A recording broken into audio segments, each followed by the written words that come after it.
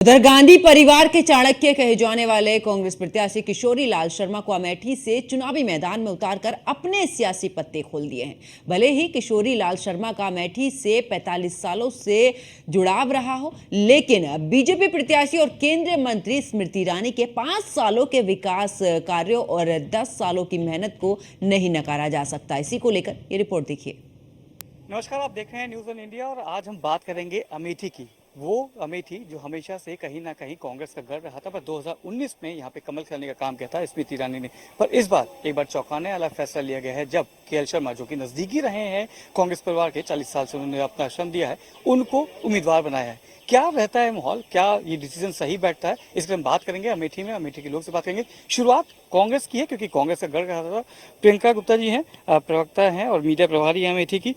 Priyanka ji, as expected KL Sharma का कि गांधी परिवार से, टू बी वेरी फ्रैंक, क्योंकि गांधी परिवार का था, यहाँ की जनता भी चाहती थी प्रियंका या राहुल जी, केएल शर्मा कहाँ तक सही मानते हैं आप? देखिए, मुझे लगता है कि उनका जो इतिहास रहा है आज का नहीं है। वो 83 से इस अमेठी और रायबरेली की सेवा कर रहे हैं। वो कांग्रेस परिवार के सदस्य हैं और मुझे लगता है कि उनसे बेहतर कोई कैंडिडेट हो ही नहीं सकता। ये अपने आप में हमारे लिए गर्व की बात है कि आज एक कार्यकर्ता को एक ऐसे स्थान पर टिकट दिया गया है जो वाकई में इम्पोर्टेंट है। और मुझे लगता है कि आज यहाँ की जनता वो 13 रुपए किलो चीनी भी ढूंढ रही है और वो सिलेंडर भी ढूंढ रही है जिसको स्मृति ईरानी जी लेकर बैठा करती थी। और उसके भाव दुगने हो गए, वो बात अलग है, पर मुंह दिखाने के लायक नहीं बचे। और अमेठी की जनता ने इस बार तय कर लिया है कि इनको वापस मुंबई भेज के ही दम लेंगे। हाँ, कहना है कि वो प्रॉक्सी हैं, गांधी परिवार के प्रॉक्सी हैं, उनको कैंडिडेट नहीं मिला। परिवारवाद की बात करते थे, अब परिवार से अलग गया, तब भी दिक्कत है। अच्छा ये बताइए, ब्रजभूषण जी किसका परिवार है? मोदी जी का परिवार है ना। और उनके बेटे किसका परिवार है? तो मुझे देखता है कि कथनी और करनी, दोहरा चरित्र नहीं ठीक होता है। देखिए, आज झूठ के बेसिस पे भारतीय जनता पार्टी लड़ रही है और झूठ ये है कि वो कहीं कहते हैं आपकी भैंस ले लेंगे, कहीं आपका मंगलसूत्र ले लेंगे। क्या इसमें आपको कोई सच्चाई नजर आती है? ये वो परिवार है जिसने शहादत देखी है और शहादत दी है। तो मुझे लगता है कि भारतीय जनता पार्टी का झूठ पूरी तरह से एक्सपोज हो गया। आज वैक्सीन को लेकर पूरे देश में एक तरह का पैनिक मचा हुआ है। आप बताइए कौन नेता मंत्री निकल कर आ रहा है और कह रहा है कि हाँ मैं जिम्मेदारी लेता हूँ? कोई है जिम्मेदारी के लिए? आज वैक्सीन के सर्टिफिकेट से मोदी जी की फोटो गायब हो गई है। हकीकत यह है कि भारतीय जनता पार्टी मुंह छुपा नहीं पा रही। बेरोजगारी हद से ज्यादा बढ़ चुकी है। आज देश का युवा पूछ रहा है कि रोजगार कहाँ है। धन्यवाद प्रियंका जी। देखिए, यहाँ की लोकल लोग से भी बात करेंगे क्योंकि आप लोग यहाँ पे हैं और कल रात तक हमने देखा था, यहाँ की तस्वीरें थी, वन बैनर पोस्टर लगे थे, राहुल जी का बड़े बड़े कटआउट पे लगने लगे थे। उम्मीद थी कि केएल शर्मा जी आएंगे। हाँ, उम्मीद थी केएल शर्मा जी आएंगे, राहुल जी आएंगे, कोई भी आए, आने जाने से इससे कोई फर्क पड़ने वाला नहीं है। समर्पित कांग्रेस समर्पित पूरा वो है, माहौल बना है और वोट है, केएल शर्मा जीतेंगे, इसमें कोई। अभी भी ये लग रहा है कि यहाँ से मतलब केएल शर्मा जी, मतलब कांग्रेस जीतेगी, गांधी परिवार के ना होने पे भी कांग्रेस जीतेगी। कांग्रेस बिल्कुल जीतेगी। कैप्टन सतीश शर्मा जीते नहीं, इसका रिकॉर्ड है। गांधी परिवार नहीं था तो कैप्टन सतीश शर्मा जीते हैं यहाँ से, केएल शर्मा जीतेंगे, इसमें कोई संशय नहीं। यहाँ के मुद्दे क्या है? क्योंकि आपने देखा यहाँ पे कांग्रेस की भी आपने सत्ता देखी, आपने स्मृति ईरानी को 5 साल से देख रहे हैं। सुना है कि कहते हैं, कहा जाता है कि सबसे ज्यादा बार अपने संसदीय क्षेत्र में आती हैं। विकास की बात करते हैं, विकास पे यहाँ लगता है आपको विकास हुआ है? नहीं, न यहाँ पे विकास हुआ है और यहाँ पे तानाशाही है। लड़ाई होगी हमारी तानाशाही पे। स्मृति ईरानी जितने प्रोग्राम करती हैं, 2-4 कार्यकर्ता या जनता को जब पिटवाती नहीं है, मरवाती नहीं है, तब तक ना। अभी पिछला प्रोग्राम लगा था शुक्ल बाजार में, मोहना का एक लड़का था, उससे पूछे वैक्सीन लगवाया, वैक्सीन 1 लगा, 2 लगा, 3 लगा, उसको लड़के ने हाथ नहीं उठाया। तो स्मृति ईरानी ने कहा कि आप अमेठी में नहीं रहते हैं? तो लड़के ने कहा नहीं, अमेठी में रहता हूँ। आप आई हैं अमेठी? हम तो बहुत दिन से अमेठी में रहते हैं। पुलिस से उठवाया गया, पुलिस ने उसको मारा, फिर रात भर बंद रखा, 151 में दूसरे दिन चालान हुआ। ऐसे कई कांड है। कार्यकर्ता निकाला और भरे मंच से धमकी देती हैं कि कसम खाती हूँ राहुल गांधी के एक एक गुंडे को जब तक मिटा नहीं दूंगी। ये सब तानाशाही से नहीं, प्रेम मोहब्बत से जीता जाता है, तानाशाही से नहीं। और घनघोर तानाशाही है, बेरोजगारी है। यहाँ के स्थानीय मुद्दे अगर बात करें तो स्थानीय मुद्दे क्या है? क्योंकि हर क्षेत्र के एक स्थानीय मुद्दे होते हैं। यहाँ के एक स्थानीय मुद्दे बात करेंगे क्योंकि रोजगार की बात करते थे, तमाम कारखाने आप लोग बताते थे कि कांग्रेस परिवार में जला गए। बीजेपी आई, उसने कहा कि हम एम्स ला के दिए हैं, हमने कारतूस वो AK-47 की फैक्ट्रीज लगा ला के दी। आपको लगता है आए हैं रोजगार और ये सब मुद्दे आए हैं कि नहीं? नहीं नहीं, रोजगार नाम की चीज़ नहीं, व्यापार ध्वस्त हो गया है। न व्यापार है, न रोजगार है, न कुछ है। और झूठे वादे हैं इनके। 400 के सिलेंडर को स्मृति ईरानी ने कहा था कि हम इससे सस्ता करेंगे, तो उसको 1200 में भिजवा दिया। 13 रुपया किलो चीनी को कहा था मैं मोदी जी का संदेशा लाई हूँ, 6 तारीख का कमल का बटन दबाओ, 13 रुपया किलो चीनी पाओ। तो चीनी हो गई 42 रुपये। उस पर स्मृति ईरानी नहीं बोलती, सिलेंडर पर नहीं बोलती, महंगाई पर नहीं बोलती, छुट्टा जानवर पर स्मृति ईरानी नहीं बोलती, इनके दुराचारी सांसद पे एक बार कुछ नहीं कहती। मुद्दों से अलग हट के बात होती है। हमारे साथ एक युवा भी हैं, आप लोग भी बात करेंगे। आप यहीं से, आपका शुभ नाम क्या है? जी मोहम्मद कयूम। करीम भाई, क्योंकि आप लोग यहाँ के होंगे, आप बिजनेस करते हैं अमेठी जिला से, क्या बिजनेस करते हैं कि क्या करते हैं आप?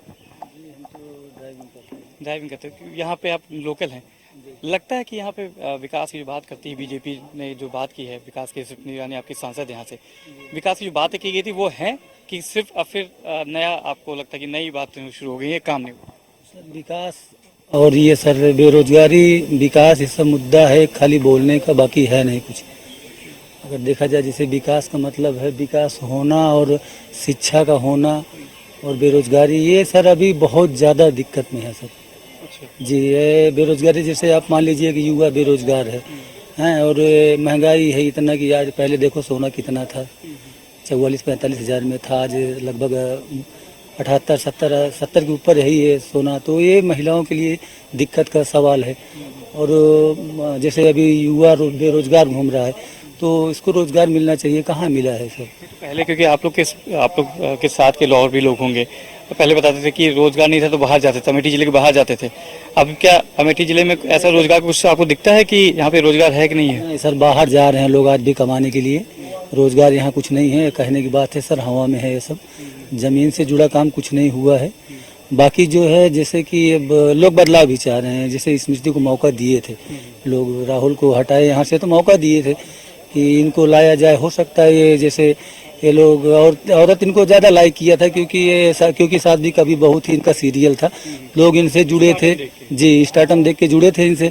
हो सकता है ये लोगों की भावनाओं को समझें और यहाँ कुछ विकास करें या गरीबों की मदद करें, ऐसा कुछ है नहीं सर। ठीक है करीम भाई, आपने बात की। आप शुभ नाम क्या है आपका वैसा? पवन कुमार शुक्ला जी, बात करें कि स्टार्डम देख के एक मौका दिया गया था, राहुल जी को हटाया गया था, क्या कुछ बदलाव किया है स्मृति ईरानी ने कि वैसा ही है जो राहुल गांधी जी छोड़ गए थे? स्मृति ईरानी ने बदलाव अमेठी का नहीं किया, मगर अपना बदलाव जरूर कर लिया। ऐसे कैसे बदलाव?